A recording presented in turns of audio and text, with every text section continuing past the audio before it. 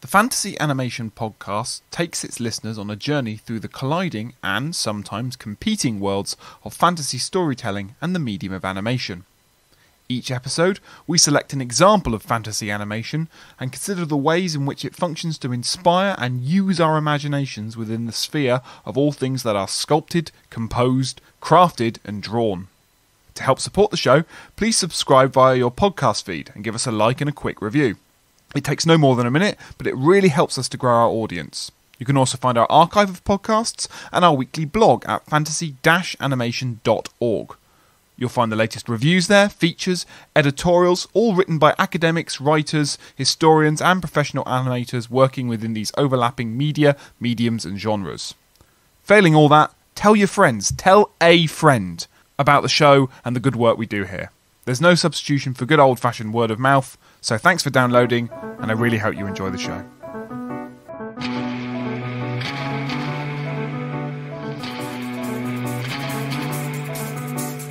Oh, Cinnamon, where you gonna run to?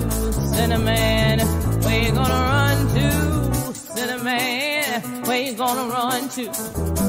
On that day, I run to the rock. Hello again, listeners, and welcome to another episode of the Fantasy Animation Podcast. I remain Alex Sargent. And I'm always Chris Holliday. That you are, Chris, that you are. This week we are talking about a fabulous TV series suggested by our very special guest, who we'll introduce in just a second.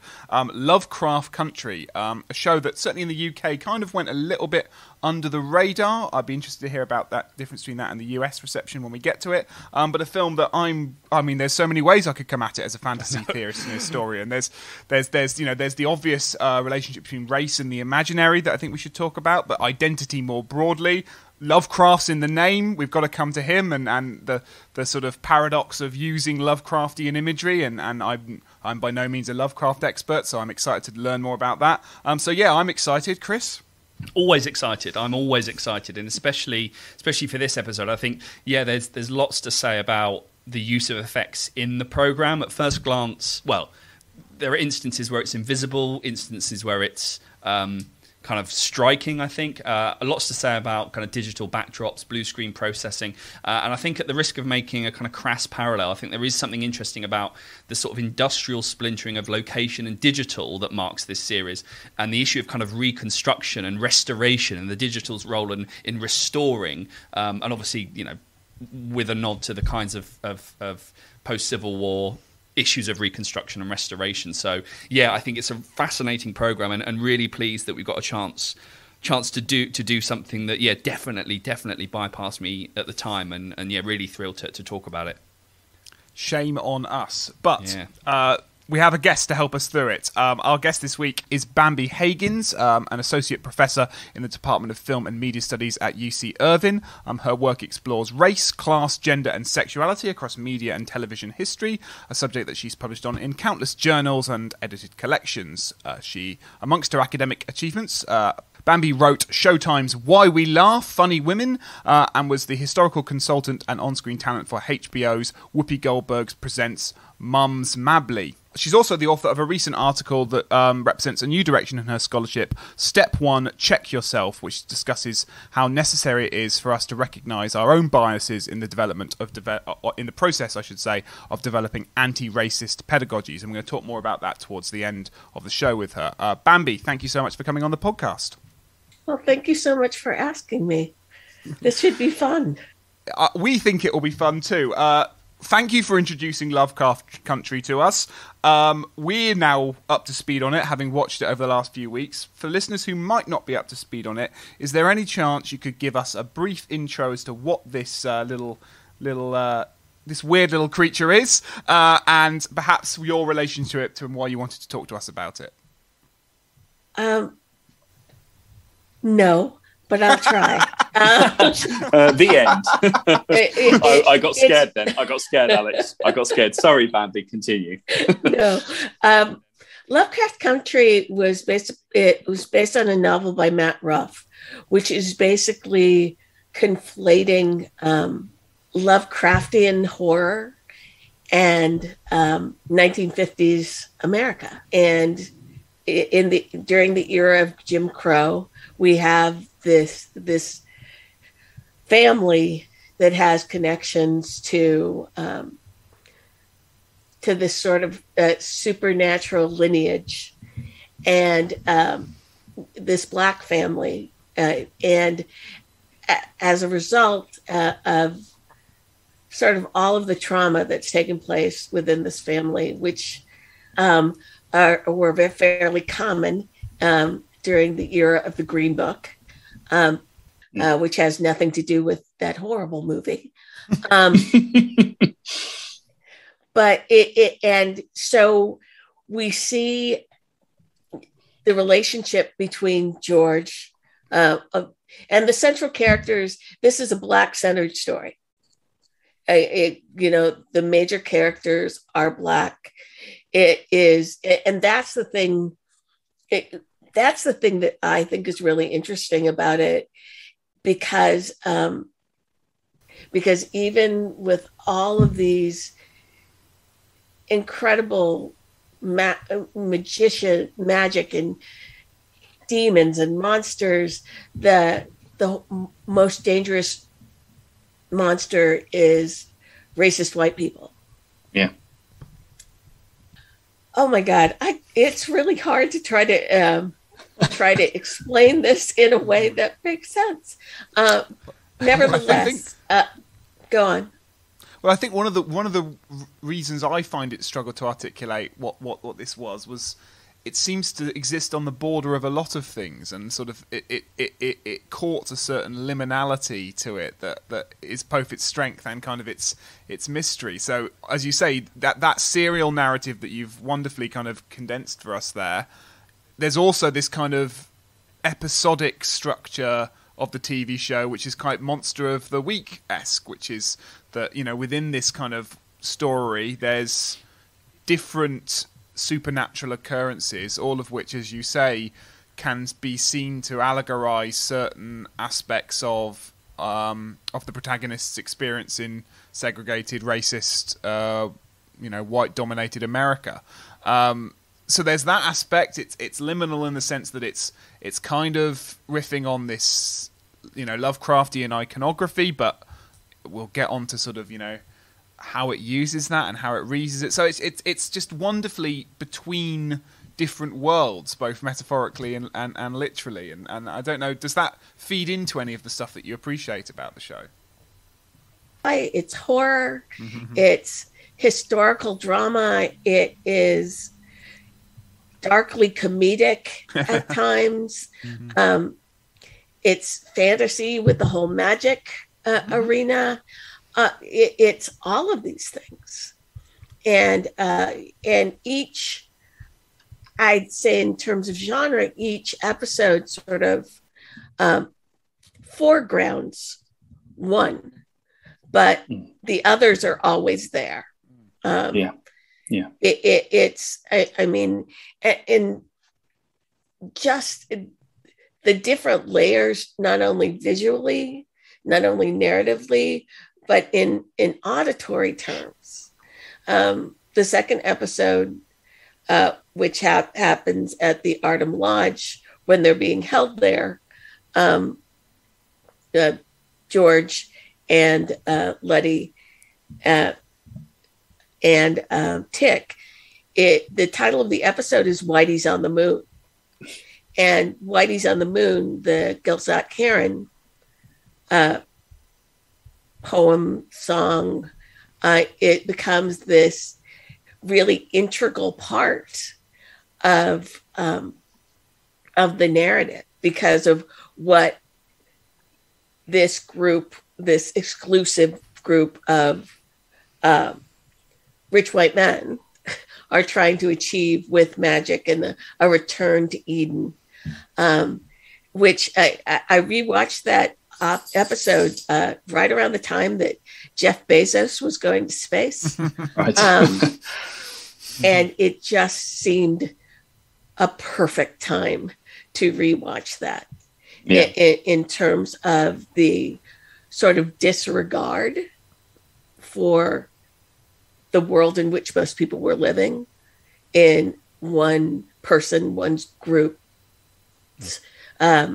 desire to fulfill some fantasy, which obviously excludes the people who were really suffering during that period of time.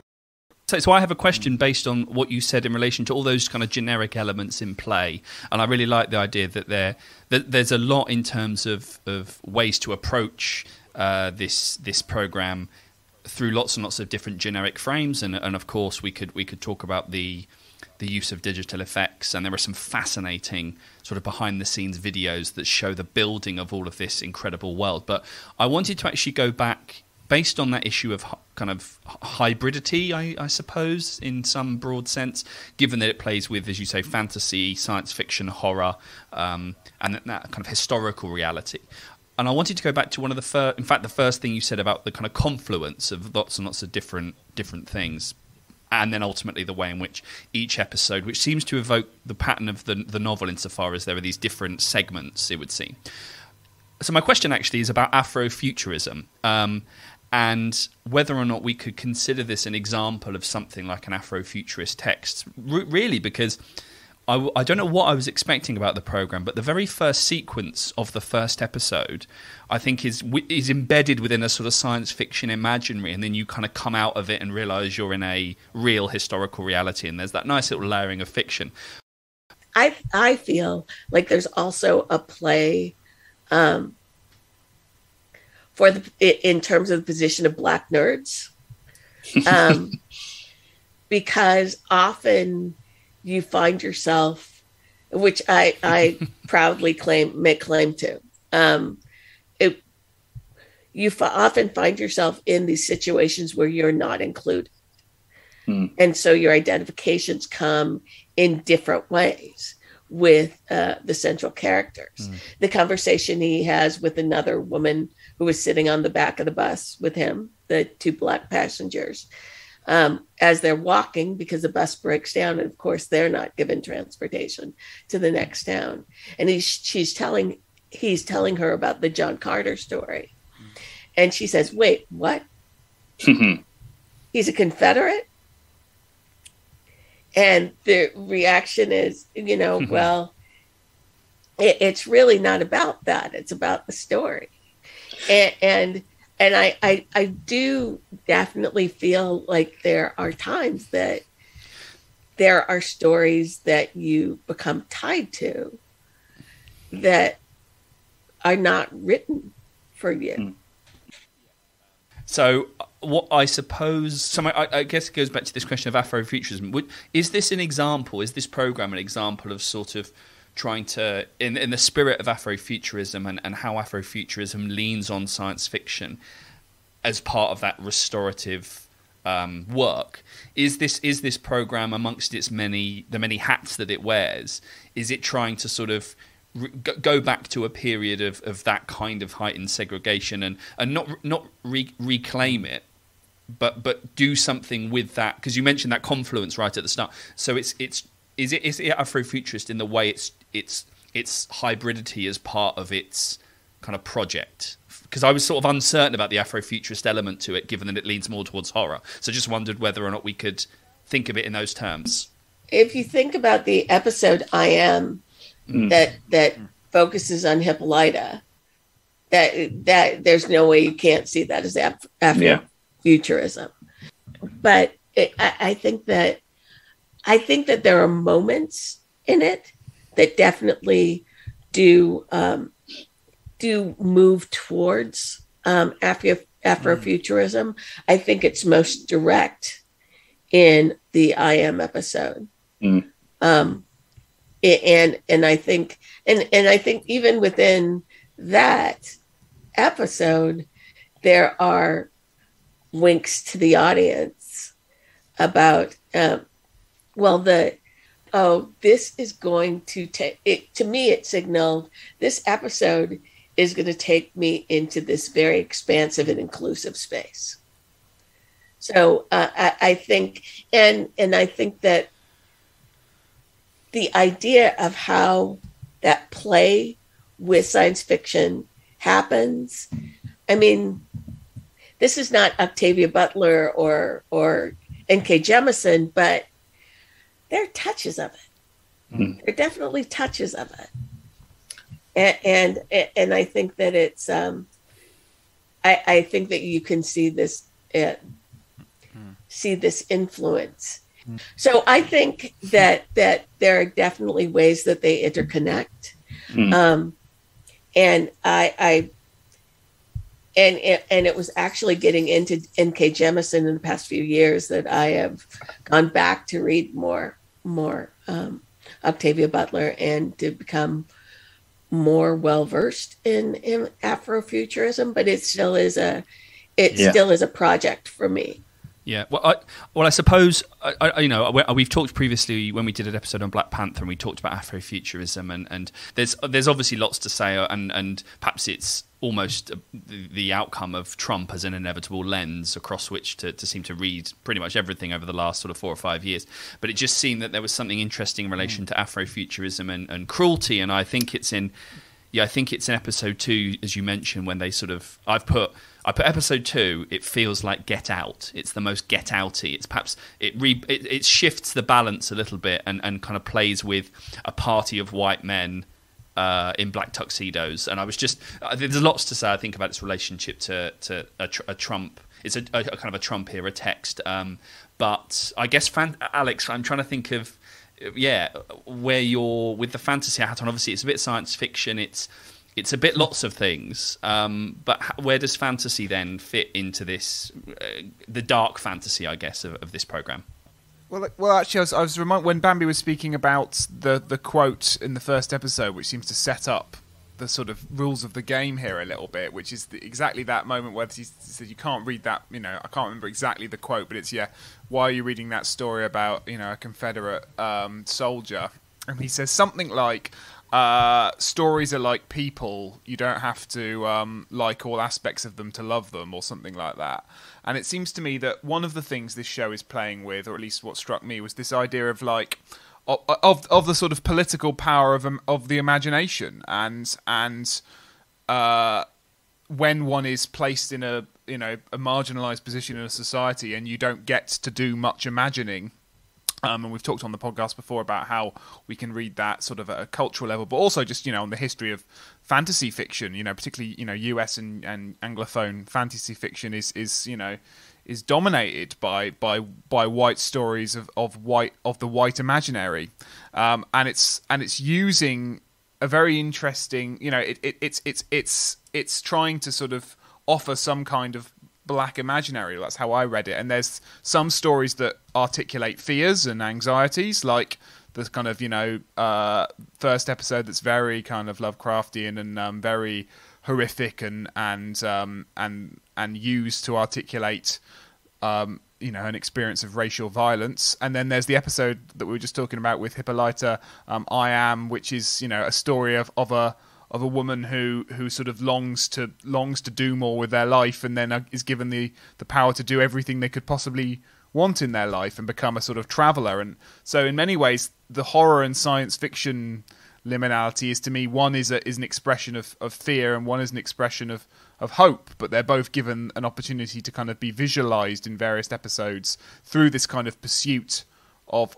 an imaginary that belongs to black subjectivity rather than white subjectivity. I don't know, Bambi, if you had any more to say about that, because it's interesting that they use Lovecraft as a figure to kind of negotiate all this with, because obviously there's a really thorny problem with that. But maybe you could say more. But I will just backtrack just a touch. Mm-hmm. I think the fantasy comes through so much in the first 2 episodes because you have the Sons of Adam. Yep. You have this cult that's built on magic, and that is and this weird connection to Judeo-Christian and magic at the same time, which I think is also an interesting parallel with the ways that Christianity is used to historically has been used to justify some truly heinous things. So I think that the fantasy elements are always present. but I think there's always this, the light and the darkness in relationship to magic are always there.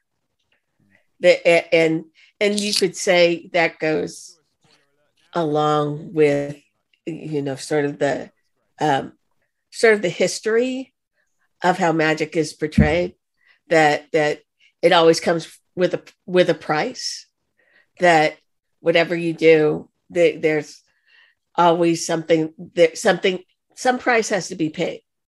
And I think that I just think that adds to the richness of the spectatorial experience, because then it gets dark really quick, really quick, and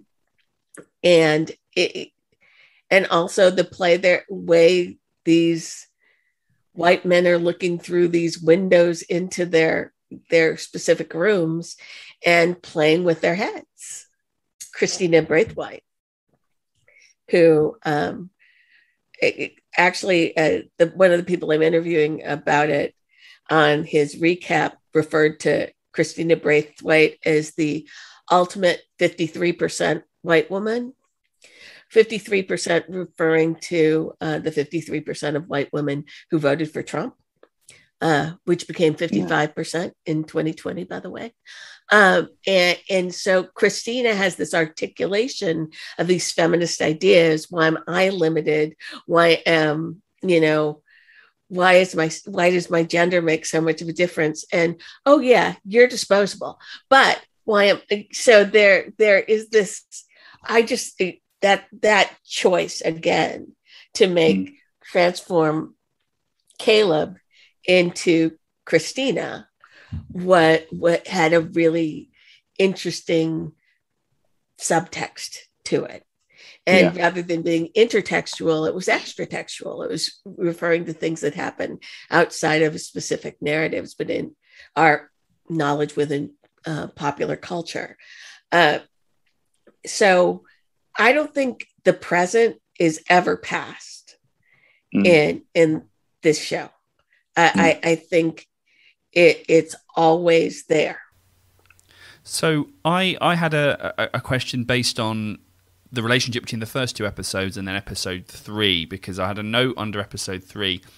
I put, it seems to have forgotten the magic and wizards of the previous episode, and I suppose that speaks to exactly the sort of tonal shifts or the remixing of genres. But actually, I suppose there's a point around imaginaries, and Alex mentioned the word imaginaries towards the start, and the sort of the role of the monsters in all this, because we haven't even really talked about these sort of these monstrous figures, which I have a bit to say in relation to animation. But before I do, I was sort of trying to, and it maybe goes back to Alex's point about the use of Lovecraftian imagery and monsters and so forth in combination, the kind of creatures and the mythos around that, the interplay between historical authenticity in some loose sense of the word and then kind of sci-fi territory, and thinking about the role of villainy and the imagined villain, and wondering what's more or less imaginary, the alien monsters or the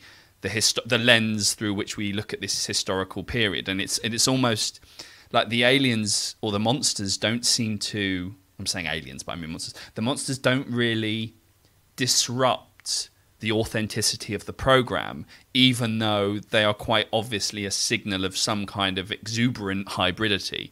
Actually, they are no less or no more imagined than white supremacy, although, of course, with real-world consequences. But there's something around the collective, using history to talk about the past and the sort of imaginary around 1950s America versus an imaginary of science fiction. And I was just trying to, that's, not to make these things illusory, but there's something around how the program uses that historical period to sort of talk about an imaginary of the past, and then connect that up with sort of these monsters. But I kind of felt they seem to work well together. The idea of villainy and you alluded to it at the start. Who is the real monster? So I just wondered, how you see essentially what is quite a dramatic intrusion of science fiction into this world, but actually seems almost harmonious in the way that it's treated. Well, I think part of it has to do with how one defines Lovecraftian lore. Yeah. Because, when you think of the Cthulhu mythology and when you think of the Shoggoths and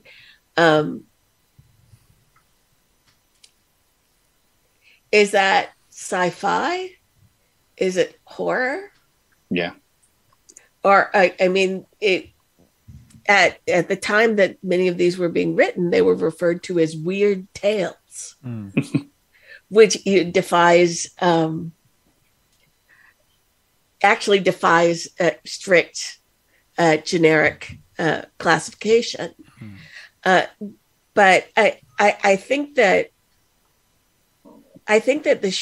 the Shoggoths, magic, other forms of power are so central to this story because those who control the magic, who control the Shoggoths, control the power.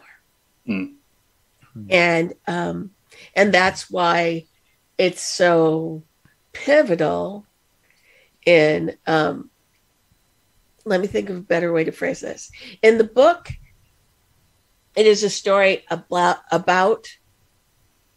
Black family, about a Black protagonist, but it's not necessarily centering on Blackness. By centering Blackness in the form of storytelling, what it seems to do is to be shifting the power and shifting the power and shifting the power over the course of those 10 episodes. And again, it's one of those. I just wanted to read this little quote. It was from an article in the Griot talking about just what we were saying by Camaria Fiola. And she says, there's a running joke about how difficult it is to explain Lovecraft Country to non-watchers. It's probably more truth than joke. We stumble through genre, sci-fi, horror, history, fantasy, trying to find the perfect fit, never succeeding. When in actuality, Lovecraft Country is its own genre. It makes us smile, cry, laugh, cringe, rejoice. A range of emotions. So at the end of the day, we honestly don't care what category it falls into because we know how it makes us feel. And I wrote that down specifically and then forgot to read it when you asked me the question because I think that explains it. That it is, and in I think in a significant way, it also is a certain recognition in the show because of the relationship between Ruby and Christina Braithwaite, that allies can't really be trusted. And I know that may be a harsh way of framing that, but I kind of think it is. I kind of think that is a statement. When Ruby is given the opportunity to live like a white woman, it's intoxicating at first. And you can only imagine what it would be like during the Jim Crow era, not to be treated as subhuman. But ultimately, that's not what she wants. And when given the opportunity to try to help her sister, she makes that choice to help her. Well, that's. So I was going to say that's connected to, I suppose, Alex's point earlier about the political power of imagination and crucially within that discourse of decentering and recentering who or what gets to imagine.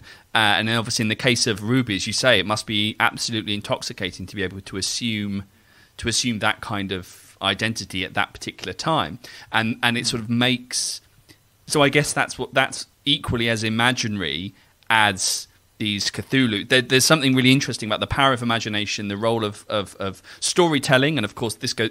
whether it's the Green Book or the fact that the program itself gets to shift its narrative voice and the power of telling stories. I think there's lots to say about, as you said, that kind of centering of blackness, but doing so in certainly in episode 5, I think it is, where Ruby gets to assume the role of essentially a white body. There's lots of quite, of course it's obvious in that sense, but something quite very provocative about what the program equally, of course, has to then say about whiteness. So I think it's given the construction of Ruby from the start as this kind of quite disassociated character, and then that's a really interesting. So I also like the ensemble nature of the program that really moves between these different characters as much as it moves between sort of these generic frames, and sort of plays out its own shifts of power, or the transference of power as you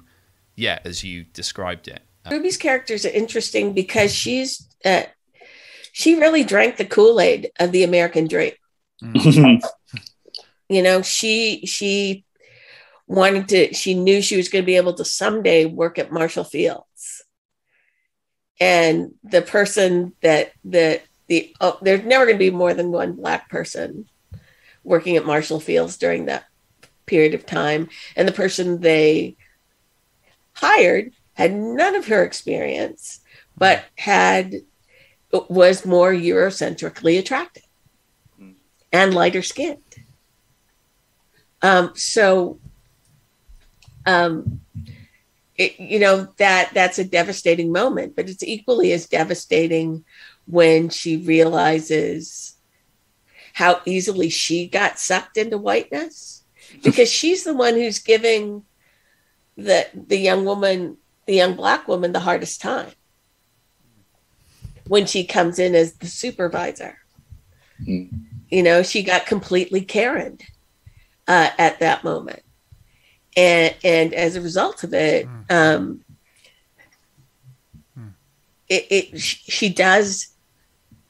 she takes a violent turn with the attack on the manager, and really not, and that's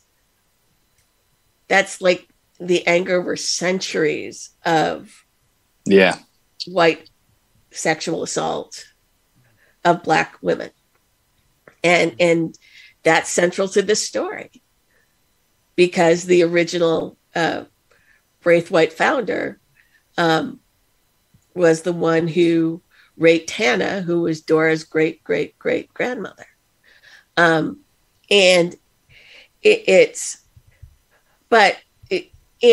again, of course, that a sexual attack, the sexual attack stuff didn't happen in the novel, but it happened in a very vivid and very visceral way in this particular episode.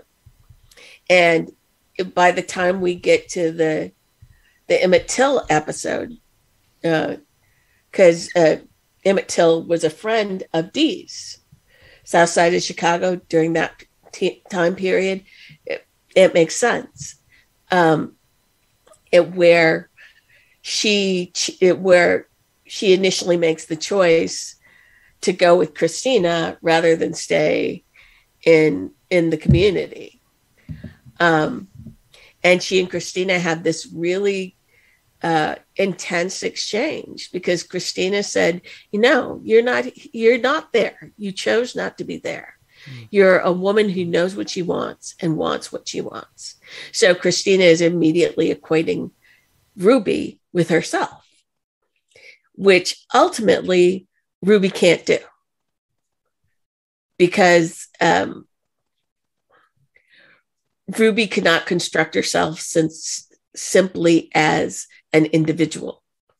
she is tied to a community. She is tied to a history. She is tied to a legacy. Mm. And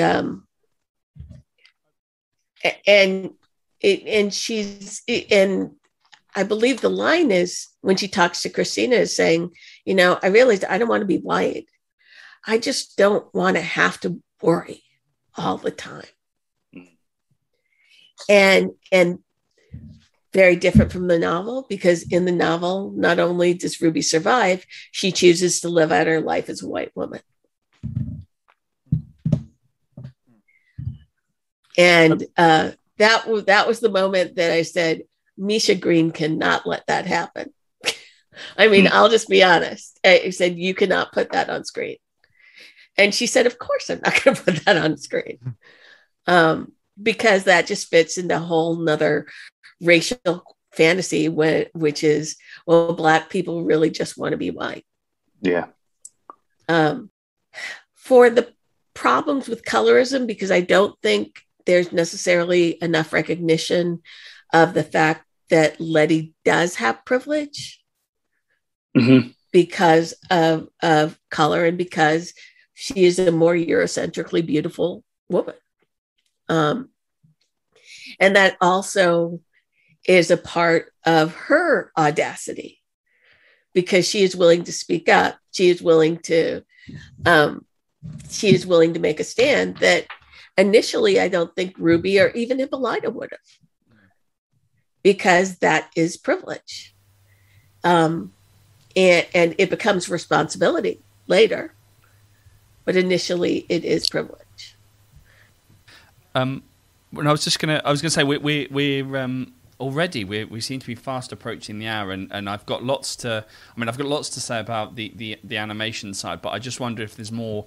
Alex, is there more fantasy to this? I mean, I as I said, I've been watching elements of the production, and Framestore and Rodeo are but two of the visual effects companies that worked on the program. And yeah, I mean, if you're interested, if people have watched the program and are interested, because I think beyond the Cthulhu, the visual effects aren't exactly super prominent, but some really interesting stuff around the way that neighborhoods are constructed, the way that indoor masquerades as outdoor, the collapse of buildings.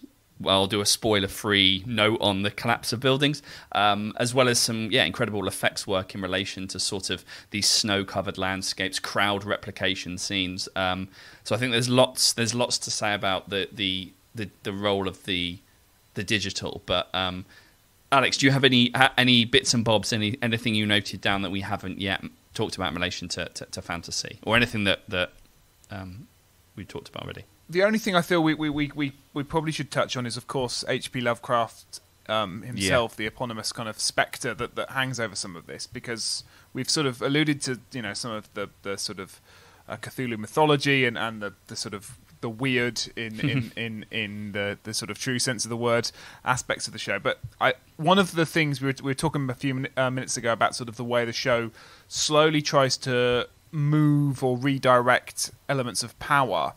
And linking to this idea of the imaginary, the only thing that is probably worth flagging is that I guess as the fantasy geek, one of the things that seems quite powerful about the show's register is the way it has that intertextual relationship with the Lovecraft itself, because it does a good job in the first episode of flagging up the problem of Lovecraft, which is, of course, Lovecraft is a white supremacist. He's a bigoted. He created a lot of fabulous monsters, but he himself was a monster in his social attitudes. And not only that, a lot of his othered view of the world was fueled by that racism. So I think one of the things that is also just worth flagging up is what the show's doing, or at least to me it seems, is taking exactly back to that line about there. You don't have to love every aspect of a story to use it. You can take some vivid, wonderful creatures that a racist white man invented, and you can strip them from him slowly through this kind of systematic deconstruction of the power source, and you can give those creatures to articulate something very different, and that sense of the othered becomes it's not the black experience that's othered. It's the world that's othered. It's the racism itself that's othered. It's the segregated, hostile, violent society they're living in that's othered. And rather than that being an expression of white fear of blackness, it becomes a fear of black. It becomes almost the other way around, a black fear of whiteness, because whiteness is the true villain in this story. So I thought one of the many layers was this kind of assault. You know, an assault with an element of admiration, but an assault on Lovecraftian imagery, and reused and repurposed and repoliticized. And again, it links back to that idea of who gets to do the imaginary, and there seems to be something very political about the show's attempt to go, well basically, screw you, Lovecraft. You came up with some good monsters, but we're having them, thanks, and we're going to use them all the better. And there's something quite political about that. One, because, you know, Lovecraft's such an important figure in the history of fantasy fiction, but also he is a figure that sort of sparks the delight of a certain young white male demographic of fantasy fans, and people are obsessed with this, you know, the Cthulhu kind of depths of and learning more about his sort of mythology and all this kind of stuff. And to me, the show's a little bit of an FU to all that, which I rather enjoyed. I agree, but I think there's early on. I believe it's in the first episode that Tick talks about reading H.P. Lovecraft and the fact that Montrose made him memorize his poem on the creation of niggers. Yeah. So from that moment on, even people who don't know Lovecraft now know Lovecraft. Yeah. Because I mean, I think many people were aware of Lovecraft, at least peripherally. But if they've only engaged the mythologies without context, don't necessarily know how incredibly racist he was, and unapologetically racist. And you know, you just said that it often it's framed as the white fear of blackness. The black fear of whiteness has always been there, because it has to be. Of course, that's survival, and that's why.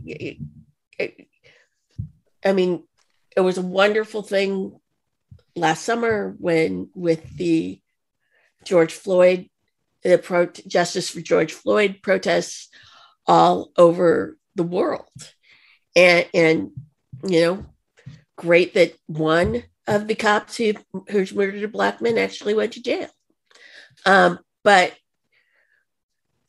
the talk of a racial reckoning always has me feeling some kind of way, because it wasn't a reckoning for me. I knew that was happening. I got the talk when I was a kid, like everybody else, and I'm old. I'll be 60 this year. So this is not.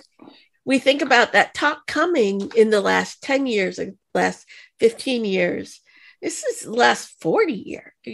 40 years ago, you had to be aware of the position you're put in. The phrase "born suspect" comes up a lot of the time. Yeah.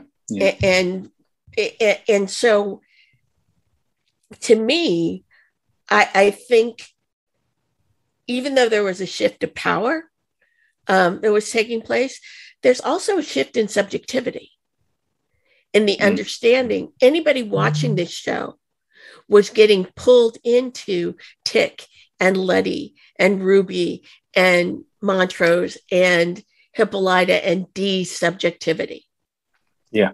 Yeah. So there was an understanding through this, as is often the case, through a text that's not directly talking about something, but rather using using science fiction, using fantasy, and using history as something, as a way for them to understand on a more empathetic level what that fear actually means. And I've got to mention Tulsa, the Tulsa race riot.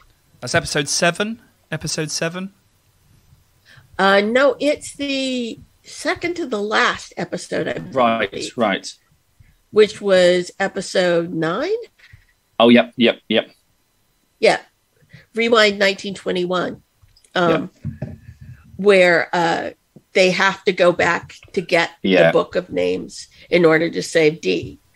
And that involves the Montrose, who had been there to go back. And you have the whole coming full circle again from that very first scene to, because Montrose and George always told a story about how they were saved by this stranger who comes with a baseball bat and beats the racist off of them. And then they realize that the stranger with the baseball bat is actually Tick. Yeah. And so, but the part they had never been told is, and Tick didn't know, nobody knew about the pain that Montrose had gone through because he had rejected the person he loved just prior to him being murdered by a mob. Yeah. On this, sorry, I was just saying, on this issue, I mean, we can't, maybe this feeds into this, but I wondered whether your points about how to use history, the sort of going back, desubjectivity, shifts of power, survival, and just the urgency. And anger as well. Yeah. I think there's something very angry about the program in lots and lots of different ways, in a good way, and I like the sorts of eruptions of these Cthulhus in a way that speaks to kind of anger. But I just wondered, we can't let you go without you talking about the anti-racist pedagogy, and I wonder whether some of what you're saying, or does some of what you're saying in relation to what the program's doing, fit into your broader research in relation to pedagogy and especially this sort of how to use history and what kinds of voices within history are privileged. So I just wondered if there's as I said, we can't let you go without talking about that. And it seemed like some of the stuff you were saying around what the program is doing seemed to map quite nicely onto this idea of kind of knowledge production and what it means to go back and reckon with some of the pre-existing knowledge bases, essentially. Well, part of the thing with talking about Tulsa in particular is so many people did not know that had happened. Yeah. Because it was erased. In 2021, Joe Biden went to Tulsa and was the first president in 100 years. Wow. To recognize that had actually happened. Now, is that just a symbolic thing? On some level, yes, but it matters. Yeah. The recognition matters, and also in connection with anti-racist pedagogies, I'm teaching a class right now on writing for film and television, and one of the things. And it's actually called Hot Takes, Reviews, and Academic Writing. Because I think there's a lot that we can learn from hot takes in terms of engaging audiences with language, being evocative. And the assignment they're doing this week, actually, they watched the first episode of Watchmen, which has the long scene focused on the opening scene that focuses on Tulsa. Right. And Misha Green actually, when she talked to HBO, because of course Tulsa was not in Ruff's novel, but when she talked to the executives at HBO, she said, we're going to go back to Tulsa. And they said, oh, they already did that in Watchmen. And she said, yeah, and we'll do it again. Yeah. We need to tell it twice. We need to tell these stories twice, or maybe 3 times, or maybe yes, or maybe that's really 50 interesting. times. Yeah, maybe 50 times. Because that's how ignorant people are of it. But one of the things is they do it. I mean, both scenes are striking and powerful, the way it's shot. But what happens in Watchmen is really focusing on the terror and the horror of the attack. What we see in Lovecraft Country is what was lost. Yeah. What Black Wall Street looked like. And again, I hate award ceremonies because they're almost always wrong. But the scene with Michael K. Williams describing what's going on as they're waiting for Letty to come back with the book is heartbreaking. It's just, and it's not histrionics, which Montrose does go into sometimes.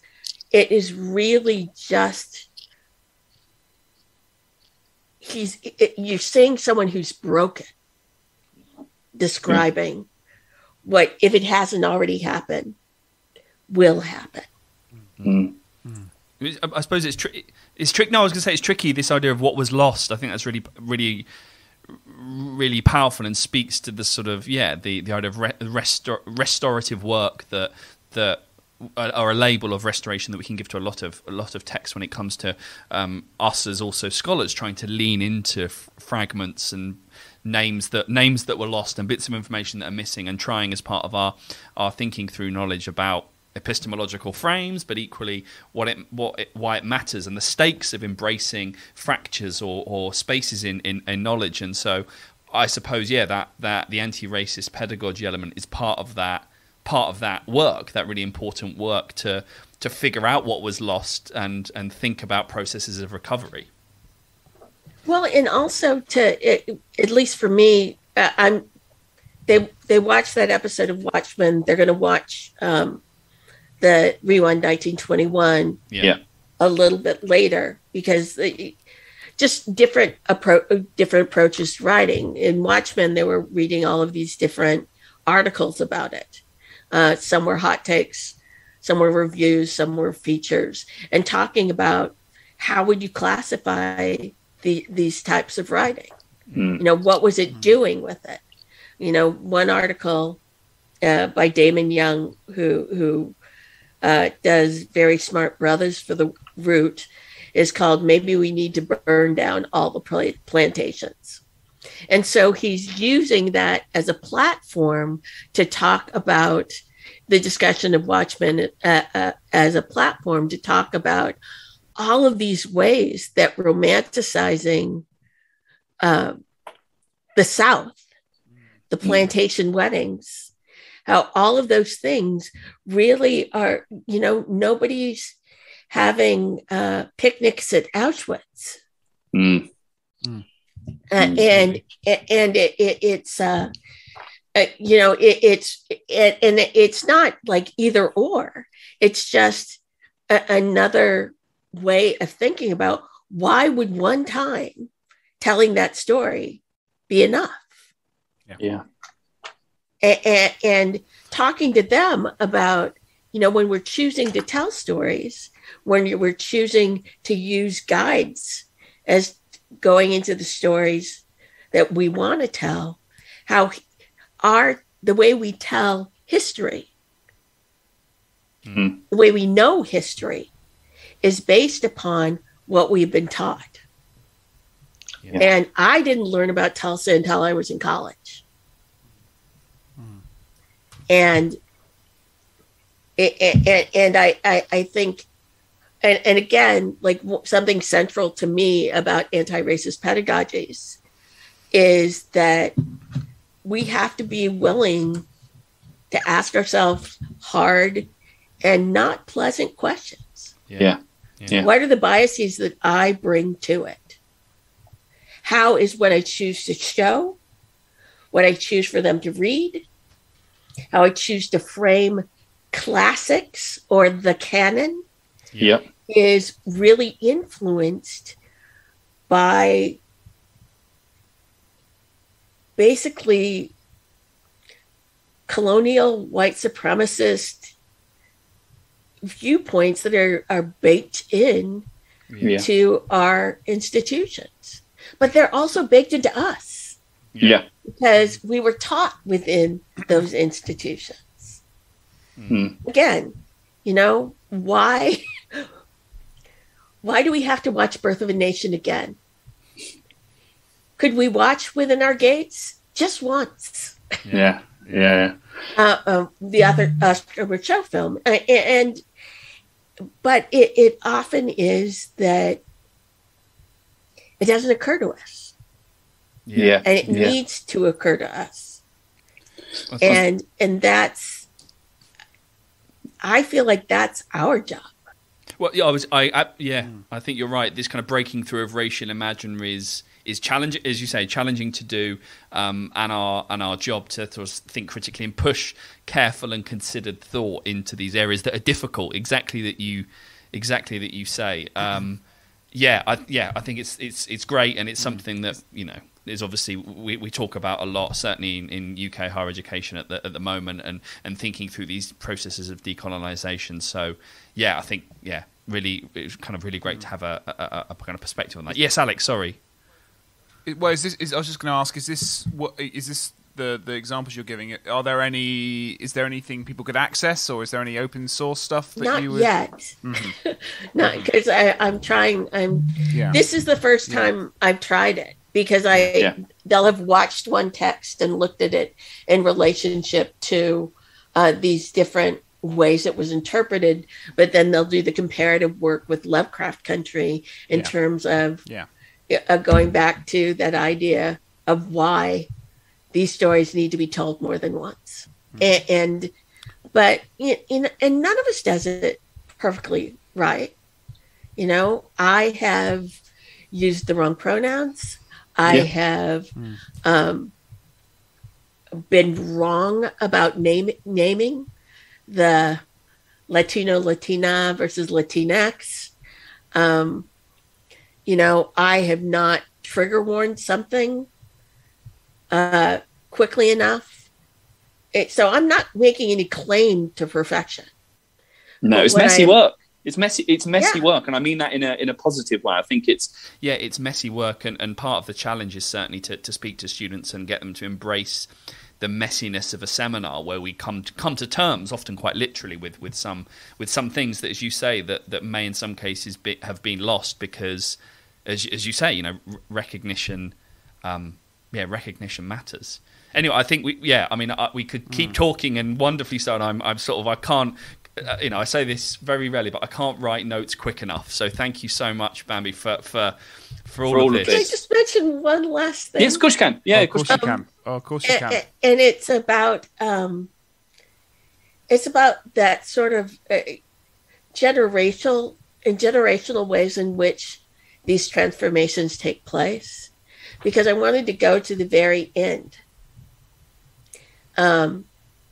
when Dee, who now has her metal arm, because Hippolyta built it for her, comes upon Christina, who has had magic.